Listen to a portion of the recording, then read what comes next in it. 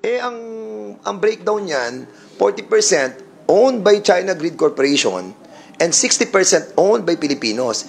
Binenta mo ngayon yung 20% sa public. Pero, prepared lang siya. Hindi siya common share. So, mawawala na ng voting power yung mga Pilipinos. Have you seen the implication of this backdoor that they have done? Mayroon pong may national security content. And we have to be wary about this. I don't know, but that is my understanding. It is a decision that I've gotten last night. Enzo Recto, kalaban ang katiwalian at kasinungalingan, kakampi sa katotohanan at kabutihan. Pinagtanggol noon ni Digong Duterte ay siya ngayon ang nagpapahirap sa ating mga mamamayan. Bakit ko po ito nasabi mga kabunyog? Kung maaalala po natin, ipinagtanggol noon ni Digong Duterte itong State Grid Corporation of China na pagmamayari ng bansang China, na hindi daw ito magkokontrol sa pagsupply ng kuryente sa ating bansa. Dahil po itong Chinese corporations na ito ay mayroon share na asset sa NGCP, na kung saan itong NGCP ay ang nagsusupply ng kuryente dito sa Pilipinas. Ngayon sa pagdinig dito sa Kamara hinggil sa pagbigay ulit ng prangkisa dito sa NGCP, nadiskubre na ang State Grid Corporation of China pala ang dahilan kung bakit tumataas ang singil sa kuryente dito sa bansa. Anyway, bago po natin ito talakayin, panoorin po natin itong nakaraan pang balita na kung saan ipinagtanggol ni Digong itong mga taga-China. President Duterte allayed fears that China is capable of controlling the Philippine power grid. According to the president, he sees no problem with China's co-ownership of the National Grid Corporation of the Philippines, or NGCP, a private consortium that manages and operates the country's power transmission infrastructure. Transco, or the National Transmission Corporation, a state-owned firm, owns the grid or the transmission lines that connect power plants to power distribution utilities. Meantime, the NGCP manages and operates the grid. China's State Grid Corporation owns 40% of the NGCP. NGCP clarified that China's 40% stake is limited to being a technical advisor. Yan mga kabunyog, narinig po natin itong balita noon na kung saan ipinagtanggol ni Digong Duterte ang State Grid Corporation of China na hindi daw ito magkokontrol sa pagsusupply ng kuryente sa buong Pilipinas dahil daw konti lang naman ang share nito sa NGCP at mas madami pa rin daw ang share ng gobyerno kaysa sa China. Pero anong nangyari ngayon?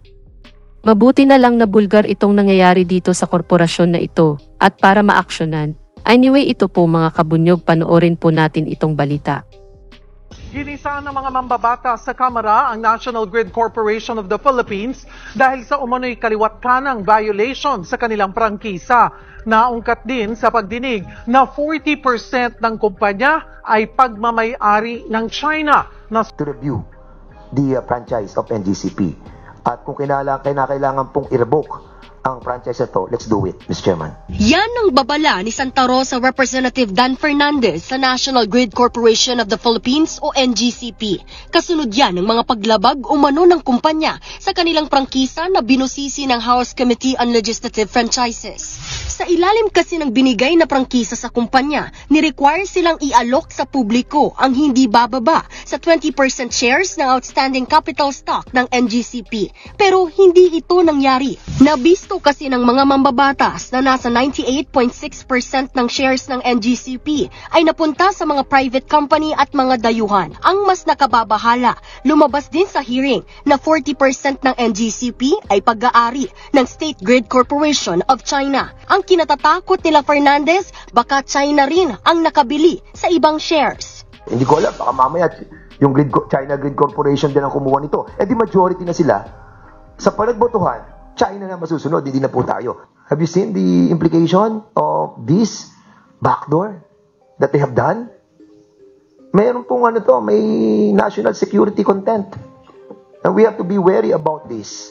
Depensa naman ng NGCP, nagkaroon naman daw ng public offering alinsunod sa batas.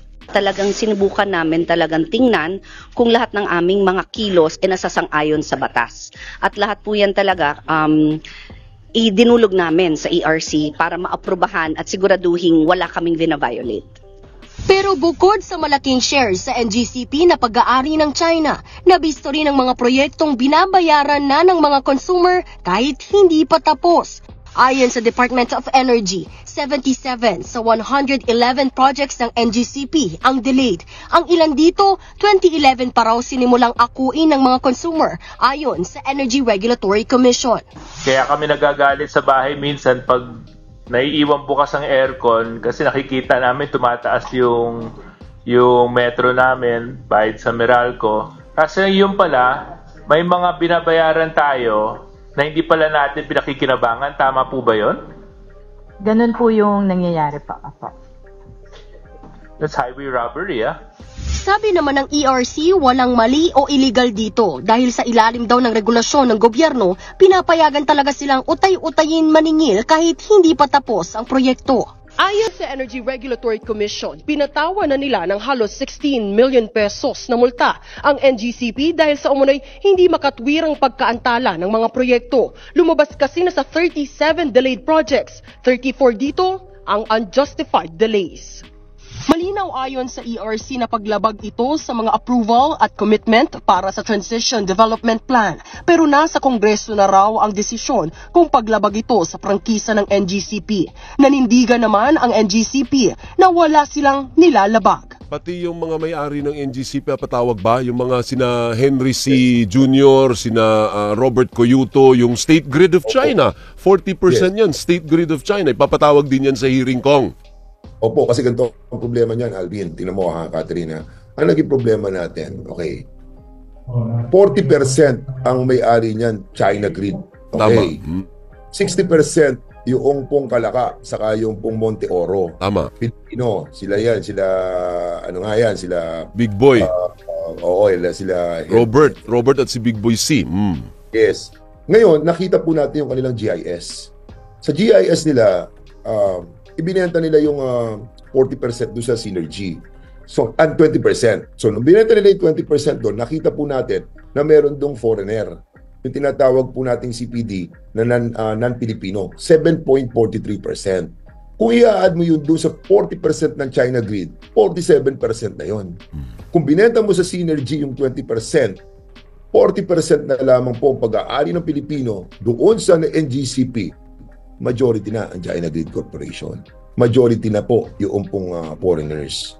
With that, sino ang magdidesisyon pagdating doon sa kasi nga syempre pag majority ka, ikaw magdidesisyon. Saka nagkakamali na po tayo. Violation na tayo sa Constitution that majority of the corporation in the Philippines must be owned by the Filipinos and not by the foreigners. So natuklasan ninyo, ang allegation ninyo, NGCP is owned majority by a foreigner? Ganito po, doon sa equation ng NGCP, 40% doon pag-aari ng China Grid. Tama. 30% Calaca, 30% Monte Oro. Opo. Total, 60%. Ang Pinoy, 60% ang Pinoy. Okay. Yes, ibinenta yung 20% sa public. Dahil sabi ng batas, 20% bigay mo sa public. Oh. Ibinenta yon doon sa Synergy. Okay, yung 20%. 7% noon pag-aari ng foreigner. O di 7% plus 40% foreigner na. Tapos magma-majority na ang foreigner dito. Kaya may ano tayo eh. Nakita ko yung GIS, ang dami doon. Nakita ko na may mga, hindi ko alam kung sino mga pangalan, maaaring imbestigahan po natin kung ito pa yung mga may additional percentage na pag-aari ng foreigners. Okay. Sige, abangan po natin. Abangan natin. Alvin, makita ko yung GIS. Nagulat din ako eh. Bakit may dito, may mga foreigner na nag-aari? Na hindi mo na-estimate kung ilan yung pag-aari na ng foreigners. Sige, Kong, tututukan natin. Abangan natin yung susunod na kabanata. Yes. Okay, thank you very much for your time. Maraming salamat po. Merry Christmas. Yan mga kabunyog, narinig po natin ang balita at ang paliwanag ni Congressman Dan Fernandez na ang dahilan daw ng pagtaas ng pagsingil sa kuryente dito sa bansa ay dahil sa ating consumer pinapasagot ang pagbayan sa mga proyekto ng NGCP. Ngayon, paano dito na-involve itong mga taga-China sa pagtaas ng kuryente? Malamang, nasa majority na itong mga dayuhan na may malaking share na sa NGCP, posibleng sila yung nasunod at posibleng sila rin ang may pakana ng planong itong pagdagdag ng singil sa kuryente. Dahil nga ang sabi ni Kong Dan Fernandez, mas madami na ang share ng mga dayuhan na ito kaysa sa ating gobyerno dahil nga kung sino ang nasa majority. Siya na ang masusunod. Malaking gulo ito, dapat talaga aksyonan ito ng gobyerno. Wag naman na dumating ang panahon ay kontrolado na tayo ng China at lumakas pa ang kanilang loob dahil sa isang Digong Duterte na pinagtatanggol pa ang mga ito. Anyway, ito po mga kabunyog, panoorin po natin ang kabuuhan ng hearing sa Kamara. Mr. Chairman, just a point of clarification. Earlier, DOE mentioned that there are 227 projects that were approved. Of the 227, 111 were approved, 83 completed, although 77 are delayed, and then there are still a few more na hindi pa po nagagawa. Gusto ko lang po malaman, base po dito sa performance ng mga projects na ito na dapat nakakapagpakuryente na sa ating mga laylayan, may sinabi po si Congressman Dan kanina na itong mga proyekto nito, maski hindi pa po pinakikinabangan, ay binabayaran na po ng taong bayan. Can you confirm this?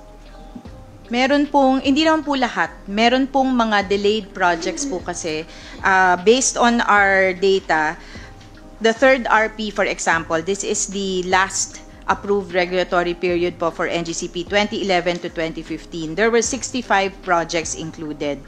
6 po doon, ongoing pa din, meaning hindi pa rin po tapos. 3 po doon, based on our analysis, walang data kung kailan ba nagsimula or kailan matatapos. So ito pong mga projects na to, kasama na po sa allowed revenue ni NGCP and sinisingil na po niya since 2011. Okay, teka lang ma'am. Ito lang kasi baka hindi maintindihan ng taong bayan. Bakit sila naniningil sa isang proyektong hindi pa pinakikinabangan ng tao? Kasi common sense would dictate you pay for service. But dito, wala pang service, binabayaran mo na. So anong logic doon? Yun po kasing sistema po, yung regulatory framework governing transmission and distribution, supposed to be forward-looking po yan. Precisely. Sasubmit po nila yung mga plano nilang proyekto over the next 5 years, may budget po sila doon, bibigyan po sila ng authority to collect based on an annual breakdown of the approved budget. So, technically, pwede po, under the current framework, na kahit hindi pa sila tapos, nakakapaningil silang unti-unti. But ako ma'am, ang position ko, hindi pwede yon. Kasi, unang-una, hindi naman nalulugi yung NGCP. Paano mo naman masasabi na nalulugi yung NGCP? Mr. Chair, if I may, no? Tignan mo Deputy Speaker. NGCP, this is data that I got from the Senate. I'll just go through it. 2014, ang income po ninyo, 22 billion. 2015, ang income po ng NGCP, 22 billion. 2017, ang income po ng NGCP, 20.6 billion. 2019, 20 billion. 2020, 23 billion, 2021, 23 billion, 2022, 34 billion, 2023, 23 billion. So billion-billion po yung kinikita ng NGCP. So hindi nyo po pwedeng masabi sa akin na nalulugi kayo kaya kailangan nyo po yung ganitong pagpasa ng pambayad sa mga consumers sa mga proyektong hindi nyo pa pinakikinabangan. Ngayon, ang tanong ko, dito sa kinikita ninyo, bakit napakalaki yata ng dividendo na binibigay nyo sa mga shareholders ninyo? Like for example, in 2014, your net income was 22 billion. However, the dividends you provided to your shareholders was 24 billion. In 2015, your income was 22 billion. But the dividends, 21 billion, 93%. 20 billion, 19 billion ang dividends ninyo. 2019, 20 billion ang kinita ninyo, 15 billion ang dividends. 2020, 23 billion ang kinita ninyo, 12 billion ang dividends. 2021, 23 billion ang kinita ninyo, 12 billion ang dividends.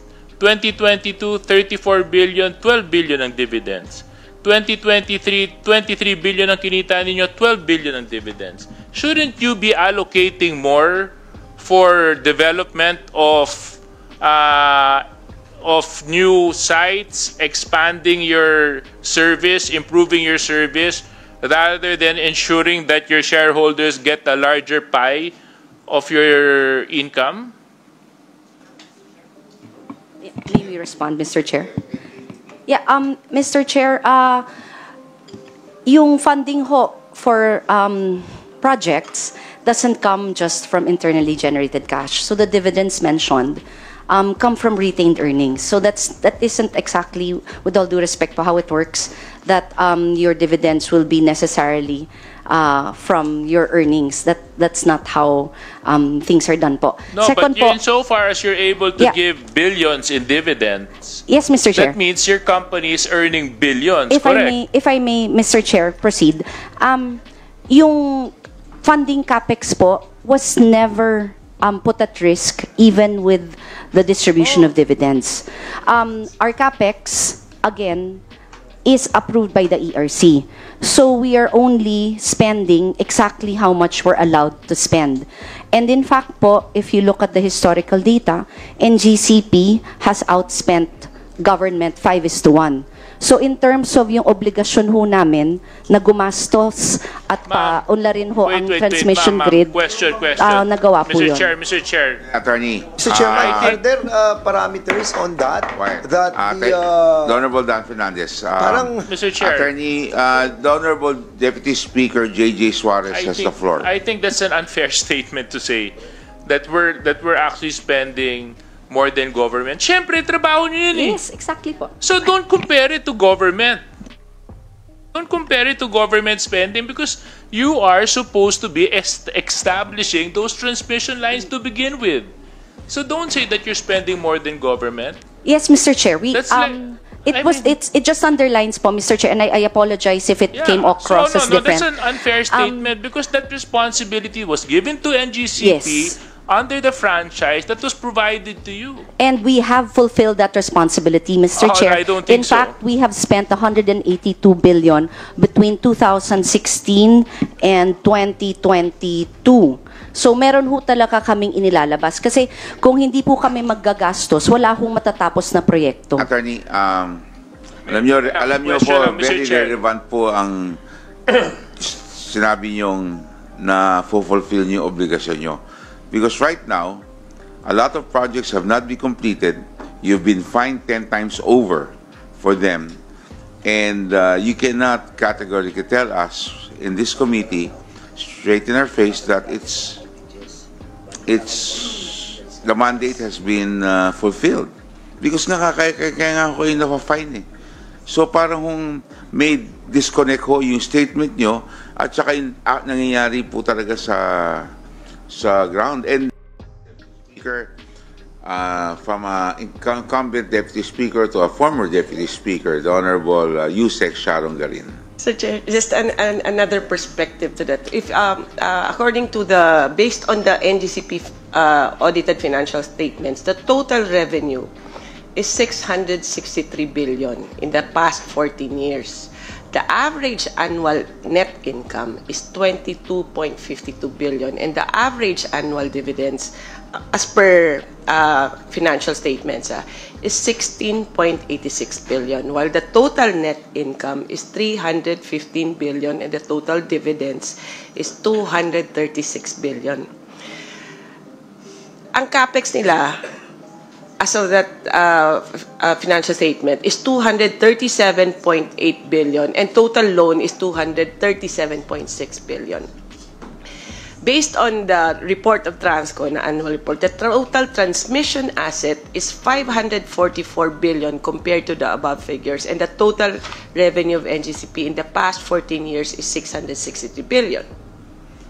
Therefore, it has exceeded the valuation of the total transmission asset of Transco of 544 billion. The total concession fee paid by NGCP in the past 16 years is 203.62 billion. That has been overtaken by the total dividends received by its owners of 236, mas mataas pa yung dividends, 236 billion. So with 10 more years under concession agreement, from the point of view of the investors, these numbers are very, very good, Mr. Chair. Thank you very much. Thank you. So in other words, Sharon Karin. The Honorable Dan Fernandez is recognized. So in other words, Mr. Chairman, kasi yung concession fees po nila, no, na babayaran nila in 20 years, 168.9 billion yung kanilang kontrata. Pero yung kinita nila, ang laki-laki na po. At ang totoo dito, yung wealth that is transferred by Transco to NGCP is not even shared to the public. Alam nyo, Mr. Chairman, in accordance with Section 8 of Republic Act 9511, sinasabi dyan that the grantee, the NGCP, shall list subject to the requirements of the Securities and Exchange Commission and the PSE and make a public offering of the shares representing at least 20% of its outstanding capital stock. Alam mo, Mr. Chairman, ang sinasabi po ng batas natin sa Republic Act 9511, Section 8, dapat yung at least 20% ng NGCP are being open or offer to the public. Pero, Mr. Chairman, I have so many questions about this issue wherein indeed the NGCP offered to the public its 20% share in accordance with the provision of Section 8 of Republic Act 9511. Mr. Chairman, we all know that ang breakdown ng ating pong NGCP, 40% yan is owned by the China Grid Corporation and 30% is owned by Monte Oro Grid Corporation and 30% is owned by the Kalaka. The NGCP applied, no? Kasi sabi ng batas 10 years 10 years kailangan bago mag-expired. Simula sila ng 2009 January. Dapat nung January 15, 2019, dapat nakapag-offer na sila sa public nung share na sinabi ng batas 20%. Pero, Mr. Chairman, sa nabasa ko sa website, no, na nakuha ko sa ERC, and try to find out sa website ng NGCP, yung public offering, no, wala po ako nakita, kundi, ang nakita ko is share swap. Ano ba yung share swap? Ang share swap, ang nag-uusap, yung iba-ibang, yung mga kumpanya, na listed sa Philippine Stock Exchange at sila nag-uusap para makakapag-comply doon sa sinasabi nating requirements ng Section 8 ng Republic Act 9511. But there is a legal question in here because hindi po nagkaroon ng tunay na public offering. Correct. In accordance with Section 8 of Republic Act 9511, kundi nagkaroon ng private transaction between NGCP and the Synergy Grid Corporation, which is still owned by those people who owned NGCP. At Mr. Chairman, I have found out, no, na ito pong 60% na pag-aari po ng NGCP, no, dalawang kumpanya may-ari niyan, yung pong Monte Oro, which is owned by the One Taipan Holding Corporation, which is owned by Henry C. and Robert Coyuto, at doon sa Kalaka naman, na siya may-ari doon sa NGCP, owned by the Pacific 21, which is 100% owned by the SGP. Now, Mr. Chairman, having said that, sila may-ari ng 60% ng NGCP, Nag-offer sila sa public. Pero ang bumili, Synergy, na sila yung may-ari.